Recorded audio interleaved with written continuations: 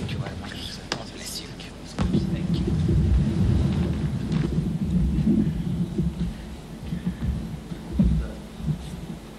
Please be seated. Thank you, Alfred.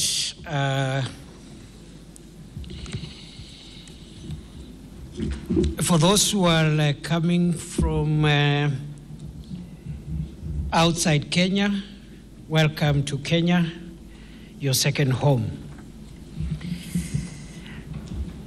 I will also not speak for long because I think a good president has been set. I'll ride on all the protocols as established, and I recognize all of you in the offices you hold.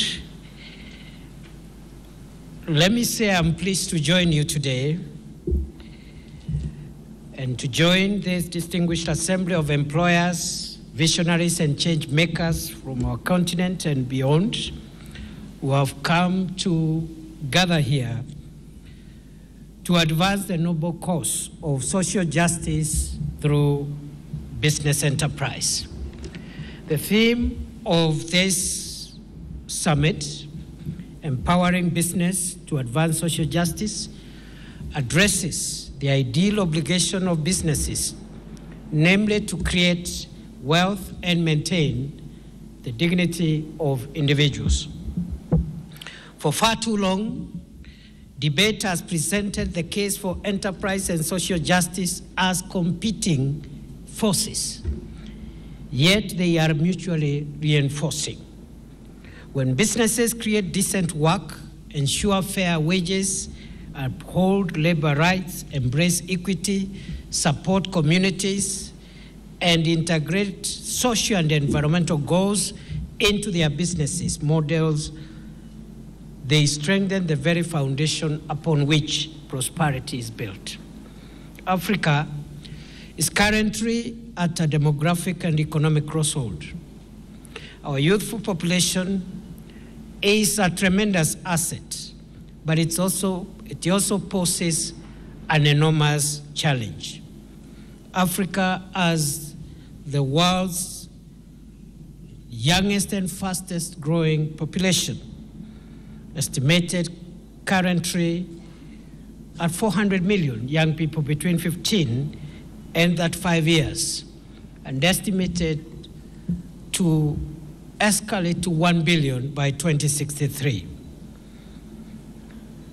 While many challenges face young people in Africa today, undoubtedly the most acute challenge is the lack of enough jobs and income opportunities for them. And this has led to a situation where in some of our countries, we've seen unrest led by young people, and part of the grievance is around the lack of enough jobs and income opportunities for the youth. We have also seen the young people of Africa, some of them turn into social media platforms, not for e-commerce or to look for opportunities there, but to spread hateful messages. The consequence of youth unrest and disenfranchisement has been loss of property, higher operating costs, and dwindling profits. And therefore, the youth unemployment challenge presents the greatest opportunity for the social justice agenda that we are gathered here today to speak of. We must therefore unlock the transformative potential of businesses, not just to profit, but also to empower. This requires a new paradigm of enterprise in the following manner. One, businesses that embrace inclusivity, where women, youth, and persons with disability find meaningful participation and leadership. Two, socially conscious businesses, investing in communities, promoting environmental stewardship, and building resilience to climate change. And three, businesses that uphold ethical governance, including transparency, accountability, and helping us to create a corrupt-free Africa. Kenya, like many other African nations, has made social justice a guiding pillar of our national development. The bottom-up economic transformation agenda pursued by this administration has introduced a multi-pronged job and income opportunities creation program targeting young people. We recognize, however, that we cannot achieve this alone. We need the private sector, we need other employers to transform policy into job and income opportunities for our young people.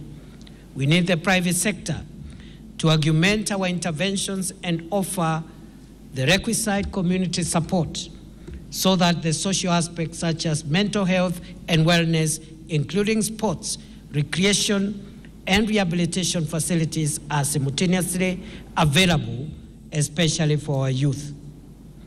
Youthful workers today and tomorrow are asking employers for greater flexibilities at the workplace. And therefore, the era of tie and suit wearing workers could be coming to an end. And that's what the young people are demanding, that you don't need a tie to be productive. Going forward, therefore, we must engage our young people, listen to them, integrate their thoughts as we define the worker of the 21st century. We ask government, or rather we ask the private sector and employers and businesses generally to partner with government so that we can support young people's engagement, and this will benefit both the employers and the government. Businesses can also be at the forefront of mainstreaming government-led youth, women, and persons with disability strategies. For example, here in Kenya, we are providing opportunities for these categories to take part in government procurement through the Access to Government Opportunities Program, AGPO. And therefore, businesses can help us by also internally insisting that part of their procurement goes to young people, women, and people with disabilities within what they do. This approach will expand the threshold of beneficiaries and create more inclusivity. Businesses can also be at the forefront in providing additional opportunities for internships, dual training, and on-the-job training for young graduates from both our technical and vocational educational institutions and universities, so that to help us produce graduates who are ready for the market. Business enterprises should take a lead in showcasing their support for inclusivity and ethical governance. And this could be an area where businesses can lead and governments can follow.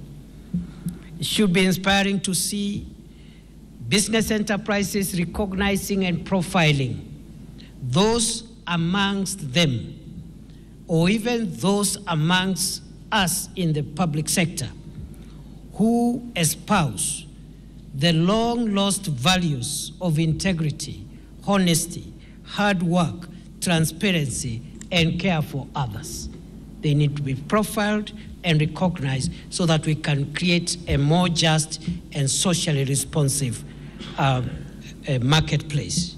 Together, let us envision to create an Africa where every individual has a place and where no one is excluded, where business stands as the most dynamic driver of social transformation and shared prosperity.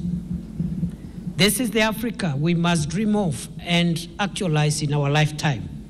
An Africa of the 21st century, which will be powered by young people, and where technology and public-private partnerships will define our success. It is possible to transform Africa in our lifetime. It is possible through trade, through enterprise, through business, to get a better Africa, a more inclusive Africa, integrating the voices of women, the voices of young people, the voices of persons with disabilities.